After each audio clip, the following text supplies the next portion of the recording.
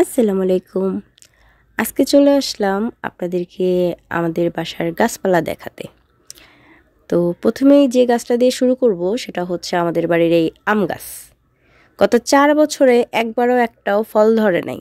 এই গাছটা এখন কবুতরদের বাসা। এই যে দেখতে পাচ্ছেন, গাছের ডালে শুধু কবুতর আর কবুতর, যেখানে আম ঝুলে থাকার কথা ছিল, একবারও আম ঝুলে নাই।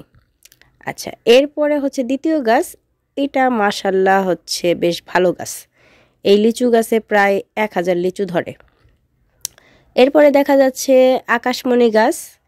এই গাছটার দাম নাকি অনেক টাকা, কিন্তু গাছটা এখনও বড় হয় নাই, বড় হইলে বিক্রি করে দিব। এরপরে এই গাছটার নাম হচ্ছে বিলেতি গাব। অনেক গাব ধরে। পাশের বাড়ির ওরা আমাদের গাছের ডাল কেটে দিছে, ওদের বাসায় পাতা পড়ে এই কারণে। এরপর এই যে কাঁঠাল গাছ।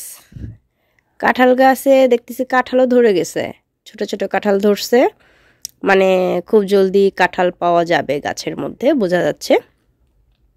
এই গাছটা তো মাশাল্লাহ ভালোই কাঁঠাল হয়। এরপর দেখা যাচ্ছে এটা হচ্ছে বেল গাছ।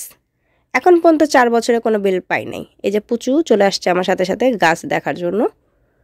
এরপর যে গাছটা, এটা হচ্ছে আম গাছ। এই আম গাছেও এখন পর্যন্ত 4 বছরে কোনো আম পাইনি, একটা আমও ধরে নাই।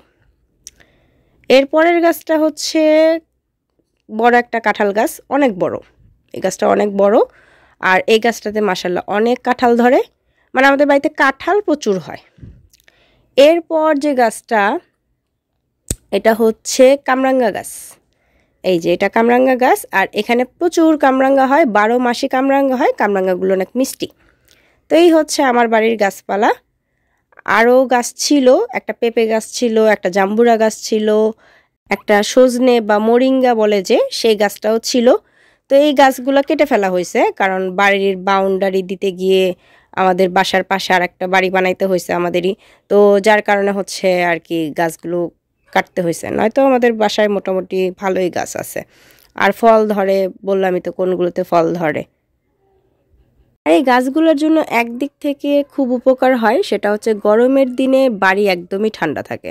আর শুধু যে আমাদের বাড়িতে এত গাছ এরকমটা না, আমাদের বাড়ির চারপাশে যত বাড়ি আছে সব বাড়িতেই প্রচুর গাছ, মানে এলাকার মধ্যে না অনেক গাছ। তো যার কারণে এলাকাটা মোটামুটি ছায়ায় থাকে। অনেক পাখি আসে, অনেক নাম না জানা অজানা পাখি, অনেক সুন্দর সুন্দর পাখি আসে।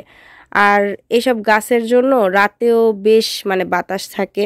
শীতকালে একটু বেশি ঠান্ডা লাগে, এটা অবশ্য সত্যি, কিন্তু গরমকালে বেশ ছায়া পাই আমরা। সো আজ এই পর্যন্তই, কথা হবে নেক্সট ভ্লগে। আল্লাহ হাফিজ।